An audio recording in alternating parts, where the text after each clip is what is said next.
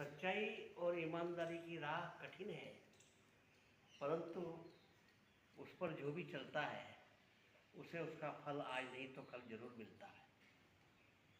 एक किसान बहुत गरीब था। एक बार ऐसा अवसर आया कि उसके घर में खाने का एक दाना भी नहीं था, तो वह स्वयं, उसकी पत्नी और उसके बच्चे सब रात को भूखे सोए। रात को बहुत तेज पानी भी आ गया।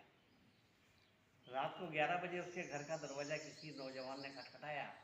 उसने दरवाज़ा खोला तो उसने देखा एक हट्टा कट्टा नौजवान दरवाजे पर भीगा हुआ खड़ा है।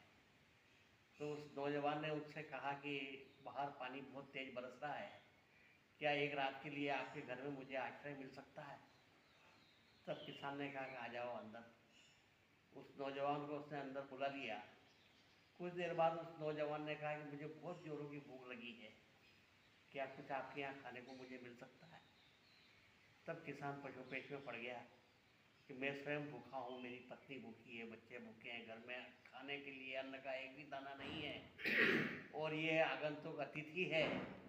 मेहमान भगवान का स्वरूप होता है और ये मुझसे याचना कर रहा है कि मुझे भूख लगी है और कुछ खाने को दीजिए। तो उसने कहा कि मुझे कुछ जुगत करना पड़ेगी।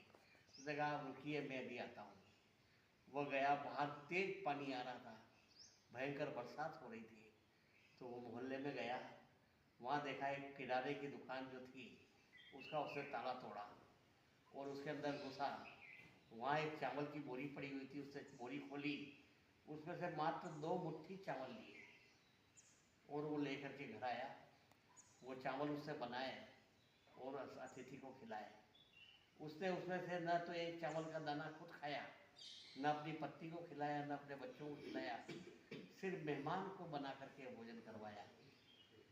आपत धर्म जो होता है, आपत्ति काले मर्यादा नास्ते।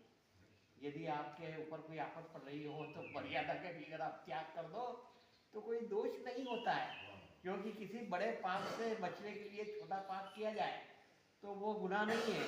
क्योंकि यदि मेहमान को अगर वो भोजन नहीं करता तो मेहमान भगवान का रूप होता है, अगर वो भूखा रहता तो उसके लिए उससे थोड़ा सा अगर गलत भी किया है तो वो गलत नहीं है।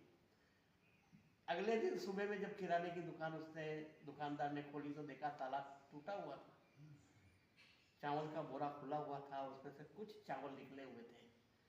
तब उसने कहा कि आज ये मेरे घर दुकान में चोरी हुई है, कल बड़ी भी हो सकती है। तो उसने राजा से शिकायत की कि रात को मेरे घर दुकान का कोई ताला तोड़ गया, चावल का बोरा खोल गया और उसमें से कुछ चावल निकाले। तब राजा ने सभा बुलाई और गांव के सभी आदमियों को बुलाया और कहा कि इसके यहाँ पे किराने की दुकान पे किसने चोरी की है, बताइए।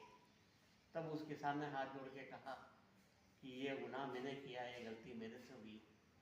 रात को एक मेहमान मेरे यहाँ आ गया था, हम सब भूखे थे, हमारे घर में खाने को एक दाना नहीं था और मेहमान ने भोजन की याचना की। तब मैंने कहा मेहमान जो होता है भगवान का रूप होता है, उसे भूखा नहीं रख सकता हूँ, इसलिए मजबूरी में मुझे दुकान का ताला तोड़ करके चावल निकालने पड़े। परंतु उन चावलों का उपयोग मैंने स्वयं के लिए नहीं किया, मैंने अपने लिए कोई चोरी नहीं की, न मैंने कुछ एक दाना खाया है, न मेरे परिवार को खिलाया।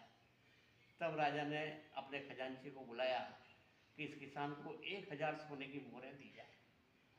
तब किसान ने कहा कि मैंने तो चोरी करी है तो मुझे दंड मिलना चाहिए, आप मुझे पुरस्कार क्यों दे रहे हैं?